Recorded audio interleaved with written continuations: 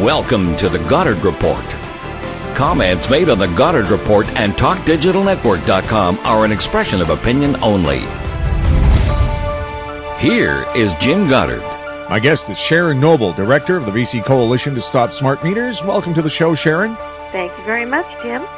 Well, we continue to hear horror stories about smart meters and people who are threatened if they don't install them. I thought that was your right. We thought so. It should be. But Fortis BC is doing the same things that Hydro BC is doing and is threatening people with loss of power, and they're carrying through with it. There have been quite a few people in the Fortis BC area who have refused smart meters on the basis of health and safety and privacy, and they've been cut. Hydro is continuing as well. I was called by a woman on Salt Spring last week who is living without electricity because she refused to have a smart meter. She has health concerns, and she also has some metal in her body, and she had been told not to allow a smart meter to be put in her home. Her doctor told her this, and BC Hydro cut her electricity. So this lady now has no access to well water and no way to cook except on her propane barbecue. Well, it sounds like they really care about people. Now, don't they have rules about cutting people off from essential services? No, apparently this doesn't apply. I'm not sure why, but the government is supporting cutting off what I consider to be an essential service. And what about people who have medical devices or breathing devices? If they get cut off, they could die. Or what about people who cannot get water? Water is an essential service, and many people in British Columbia depend upon, being able to get well water. If they don't have electricity, they can't get water. What if there's a fire and there's no water? I mean, this is becoming a very, very dangerous situation. They're playing with people's lives in so many different ways. Now, you have concerns that Fortis plans to put smart meters on their natural gas lines, and, of course, they're telling you everything about it, right? Yeah, right. We learned last week that Fortis Gas will be submitting an application to the BC Utilities Commission sometime in October. I wrote to BC Gas or Fortis Gas and asked them if I could have some information about the type of meter that they were planning on using, and I was told no information is available until the application has been submitted. I believe that we as the public, as customers, have a right to know what they're planning. We should be writing to to Fortis Gas and demanding that public meetings be held prior to their application being submitted. This is the type of thing that we deserve to know. We don't know what type of meter. Is it going to be wireless? What is the design? Is there some sort of a problem here? Are they going to be using meters that spark? Are they on a gas line? We don't know what they're planning. We know nothing whatsoever, and they won't tell us. Well, I mean, I haven't heard about it until you told me, so obviously they're not being very public about it. They're not being public at all. We discovered this purely by accident. Just as, it's the same thing as with the electric meters. They never told anybody.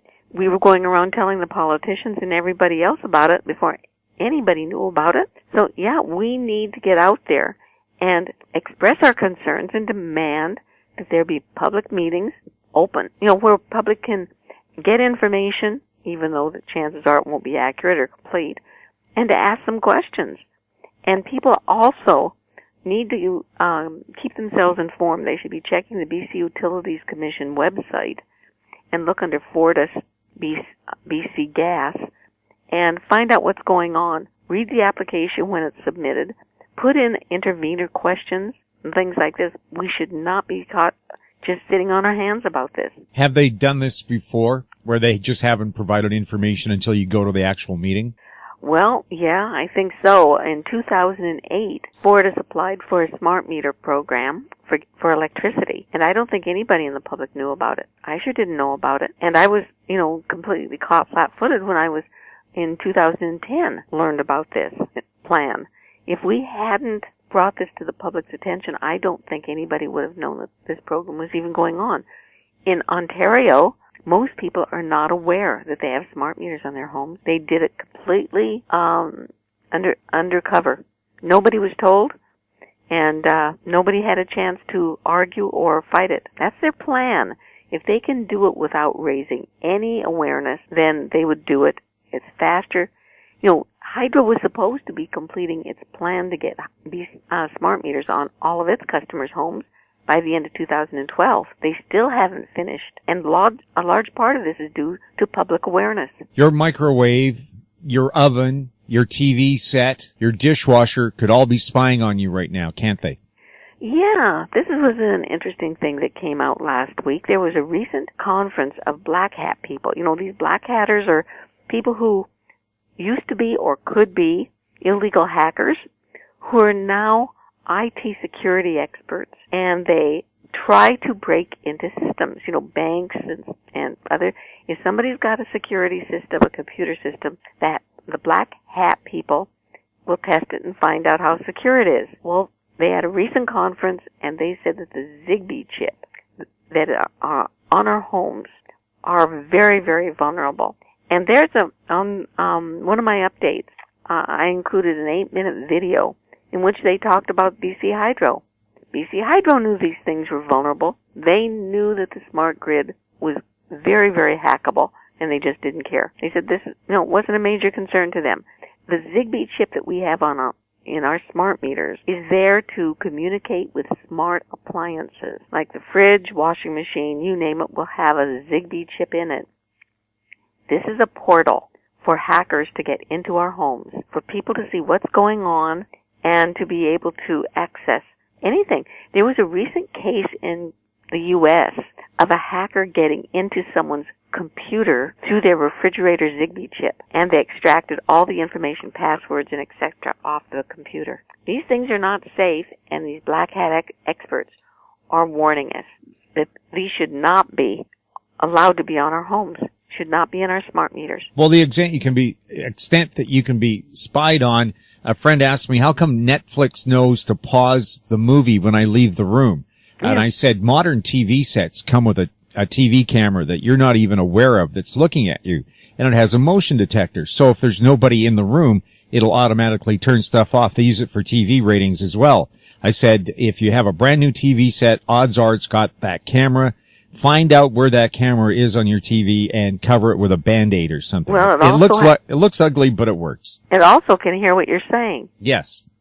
So, and it's very, very difficult for most people to figure out how to turn it off. I don't even know if it's possible. A lot of these things, for instance, a lot of the appliances, and I don't know if it applies to televisions, I haven't checked, come with a statement that if you disable the smart functions, your warranty is null and void, even though it has nothing to do with what your appliance is supposed to do. If your refrigerator is cooling your food, the Zigbee chip isn't going to affect how that works, but they want the information, and your warranty will be null and void if you disable it. And too, with the Zigbee chip, they can turn your refrigerator off, turn your stove off, if they feel like it.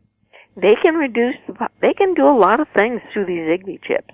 Invading your privacy is a major one. If you're sitting in front of your television, especially ones like the new Sanyos, people have been talking a lot about those, and I'm sure that it's all new smart televisions in one degree or another. They can tell what you're doing. They can eavesdrop on your conversations. They can take pictures of you. They can see how many people are watching. If you're watching the ads, if you're zipping through the ads, all this sort of stuff. Boy, 1984, when you read the book back in the 70s or the 60s, you thought, George Orwell, you're full of it. Well, now we're living it. On steroids. Yeah, and nobody predicted the handheld camera phone thing where everybody walks around now bumping into stuff because they're engrossed in what's on their telephone. I never saw that in old science fiction movies. No. They don't even put that in new science fiction movies. Are people sitting in a group in a restaurant not talking because they're all on their iPads or whatever? Yeah, because someplace else is more important. Yeah, well, it's a crazy world, and the way it's been brought to us is insidious because it's been coming little by little, introducing them as gadgets, so that now every child. I was just reading a report just before you called me today, Jim, saying that something like 75% of children under 5 have wireless things that they play with. Children as young as 2 can use an app on a cell phone. They can use a cell phone or a smartphone before they can tie their own shoes. I mean, this is how they're doing it. They're introducing it so that you grow up with it and you take this invasion as part and parcel. Look at how people Young people use Facebook and Twitter. They tell things about themselves. Well, what about Ashley Madison? Now it's turned out at least 2 suicides are connected to the hack where personal information was revealed. And, I've seen the pop-up ads and it said, your personal information is secure, and I just laughed. Yeah. I said, no such thing on a computer with things being secure. Well, the Pentagon gets hacked. Now, shouldn't they be secure? Yeah. But more than that, people are willing to give their personal information. If you do Microsoft 10 and people find out that it's taking your private information, my bet is that many people will say, so what? Doesn't bother me. I've got nothing to hide. I've had some people tell me that about the smart meters when I tell them that the smart meter can tell how many people are in your home, when you're gone, when you are sleeping, and they say, so what? I've got nothing to hide. They miss the point. We have a right to privacy, and the corporations say we don't. Well, if you have nothing to hide, why don't you sleep naked in the park? Yeah, exactly. We'll have more with Sharon Noble right after this. More and more people are looking to the Internet for intelligent, riveting, and thought-provoking interviews. To advertise on the Goddard Report and TalkDigitalNetwork.com, call 604-699-8600, 604-699-8600. In Goddard we trust. Welcome back. We're speaking with Sharon Noble, Director of the Coalition to Stop Smart Meters in BC. Sharon, any news on new smart meter fires? Yes, there was a fire last week in Quebec that was attributed to a Landis-Gear smart meter. I haven't yet heard how serious it was, but it sounds to me that it's exactly like the recent one in Collingwood, Ontario, with another type of meter, where it happened at the base. The pictures show that this was a brick home, and the fireman said if the home had been made of anything besides brick, the fire would have been disastrous. We don't have a lot of brick homes in British Columbia. We've got a heck of a lot of wooden homes, and the bases cannot accommodate the smart meter. It's been shown in that document from the Texas court case that the Itron meters do not fit appropriately in the base. The base was designed to hold an analog meter that has thicker blades. And when a smart meter is put into the bases that were designed to hold an analog, where the blades are thinner, a gap occurs that leads to arcing and fire. Now, when you say blades, you're talking about the plug, right? Yeah. Because somebody asked me, what are blades? Well, that's what they call them. The blades on the meter that fit into the socket. But we would describe it as the flat, sticky out metal things from the plug. I believe that's what it is. I'm not an expert. They called them the blades in the document. If you read that Texas court document, they call it the blade, but I think it's the plug that fits into the socket. And when BC Hydro and Fortis say any fires are caused by the meter base, and they've told their workers that there will never be a smart meter fire because it's caused by the meter base, probably they're right, because the arcing is caused by the smart meter, but the fire itself is happening in the base. This helps us a whole lot, doesn't it, Jim, to feel comfortable with these smart meters being put on our home when we know that this is a problem. And we should be outraged that nobody has responded to a letter that I wrote to Christy Clark, to Bill Bennett, to BC Hydro, and to every MLA on the 25th of June. With this evidence, I have had not one person respond. Wasn't that a registered letter? It was. Not one response. What's happening with the class action lawsuit? Same thing, Jim. Nothing. We're in a holding pattern until December. The class action lawsuit still has to be certified. We have done everything. Our lawyer has presented all of the evidence. We have our expert information. We have to refresh everyone's memory, the class action lawsuit is based upon our charter right. Section 7 under the Charter of Rights and Freedom says that we cannot be forced by the government or government agencies to use something or do something that we believe is dangerous or harmful to our health or the health of our families. This is the basis of our class action lawsuit. And it doesn't say about health. It doesn't say about safety. It says that we have a right, if we believe something is dangerous. We don't have to prove it. The fact that there are thousands of studies, the fact that there are many reports saying that these are unsafe, and Hydro is fighting it, saying that, because it's under Safety Code 6, we shouldn't have a right to say this. So we will be certified. We are going for our certification hearing, 5 days worth of legal hearings, which is very unusual for a certification. It's really more what happens once it gets to the final stages.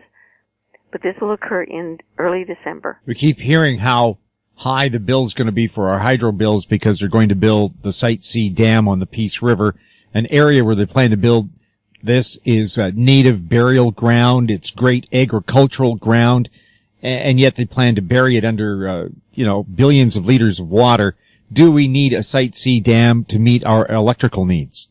The plan is to have this run up and running in 20 years.